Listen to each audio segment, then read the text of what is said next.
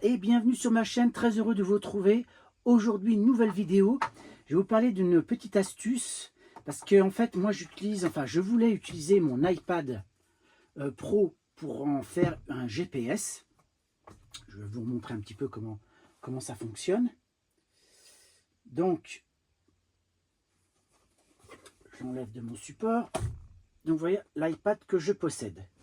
Ici, j'ai la possibilité d'avoir l'application. Donc, où est-ce qu'elle est celle-ci? Que je remette la main dessus. Je ne sais même plus où je l'ai foutu. Ça peut être bien loin, là. Donc, j'ai l'application Sigic. Vous voyez?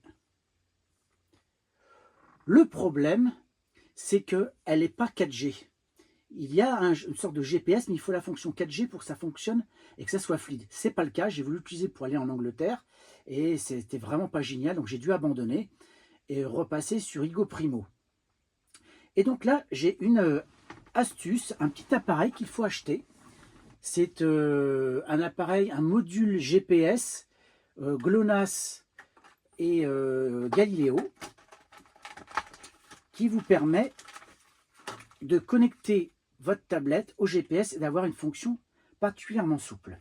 Vous voyez, le petit module est tout petit, vraiment tout petit. Vous pouvez le recharger à l'aide de ce petit câble. Sinon, vous avez une prise allume-cigare qui est fournie avec. Un petit fascicule pour vous expliquer comment ça fonctionne. Mais apparemment, c'est assez simple. Le câble est plutôt assez long quand même, hein, vous voyez. Donc, vous avez le câble et vous le branchez ici. Et c'est parti. Vous avez ensuite un petit bouton que vous allumez sur le côté. Là, il se met à clignoter.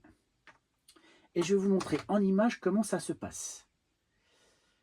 Donc, on se met en Bluetooth. On va essayer de retrouver l'appareil. Voilà, il apparaît là.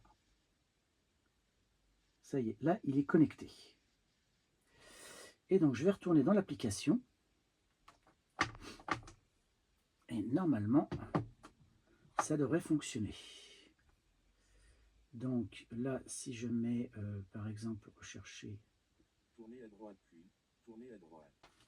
Donc, je vais faire un test grandeur nature pour vous montrer tout ça. Alors, pour appairer l'appareil avec l'iPad, c'est assez simple.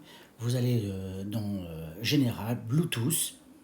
Vous attendez que l'appareil apparaît dans le GNS 3000 est apparu.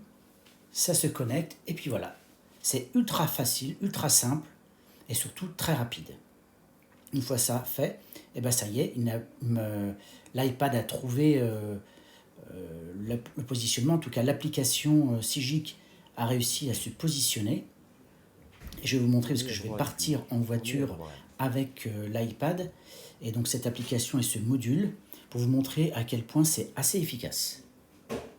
Après 200 mètres, tournez à droite sur rue du Chemin puis, tournez à gauche.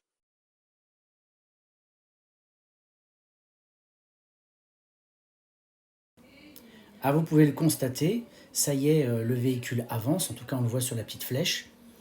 Et je vais pouvoir suivre les indications du GPS. Donc le module et l'iPad se sont bien associés. Voilà, c'est parti. Je suis les indications et la route continue. Après 100 mètres, tournez à gauche sur rue des Écoles puis, virez à gauche. Tournez à gauche puis, virez à gauche. Après 200 mètres, virez à gauche sur la ville Gatorge.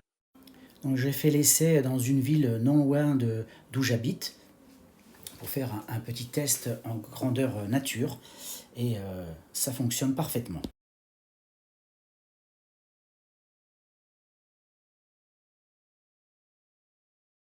Après 200 mètres, tournez à droite sur rue du Chemin puis, tournez à gauche.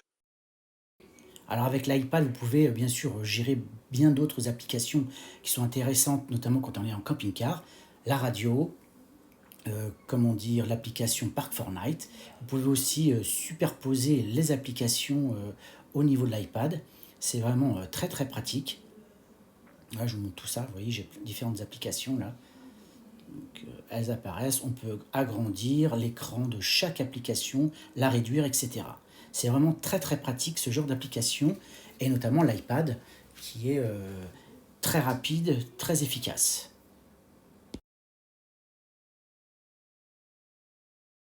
Donc voilà, je voulais vous montrer donc ce petit appareil qui est vraiment super pratique. Parce que c'est vrai que bah, je ne le savais pas, ma tablette, pourtant je pensais GPS, devait fonctionner. C'est pas le cas, donc il fallait absolument acheter soit une tablette GPS 4G, ou bien passer par ce petit module. Alors je vais vous mettre le tarif, c'est un peu plus d'une centaine d'euros. C'est un petit coup, mais en tout cas c'est vraiment très utile. Mais en tout cas ça je vais l'utiliser. Donc c'est le GNS électronique, le GNS 3000. Hein. Je vous mettrai de toute façon le lien dans la description si ça vous intéresse, pour pouvoir utiliser votre tablette, en tout cas votre iPad ou un iPhone. Mais bon, normalement les iPhones, il y a ce qu'il faut. Non, mais par contre les tablettes, bah, il y a différents modèles, ça je ne le savais pas. Donc dites-moi en commentaire ce que vous en pensez, si c'est une petite astuce qui pourrait être utile pour vous. N'hésitez pas à partager, commenter, liker et surtout abonnez-vous. Ça me fera très plaisir, d'autant que c'est gratuit.